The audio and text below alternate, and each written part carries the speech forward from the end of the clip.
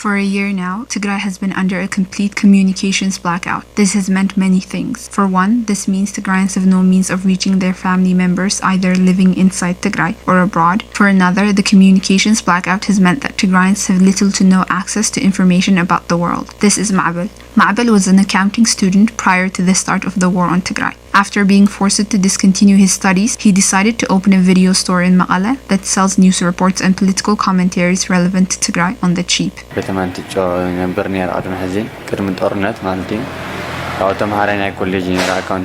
I used to live in Intucha before the war. I was an accounting student at the college in my hometown. When the war began, Eritrean soldiers came and we were forced to leave our homes to come here to Maqala. After the siege started, everyone was out of work. There was no network. Power outages were frequent. Banks closed. And our family had no sources of income. So we decided to open this entertainment center. Every morning, Ma'bel and his friends play some of the news they've been able to access on loudspeakers, so that even those that can't afford to take the news with them can hear the content. He says the turnout is extremely high and it shows just how high the demand is for information in Tigray.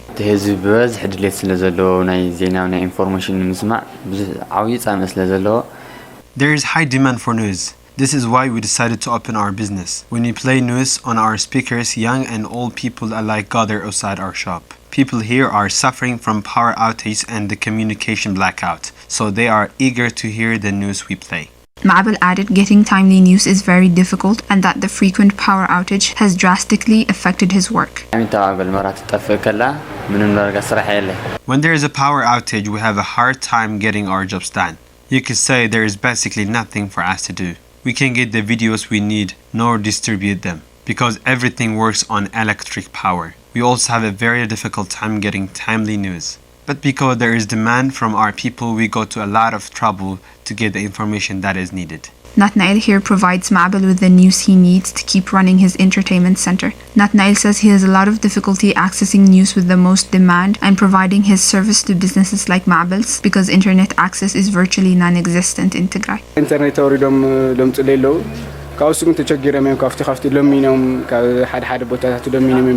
There are people who download the news from the internet to give it to me. They have a very difficult time getting internet access. They go to different places and ask before they are able to finally get the news we need. The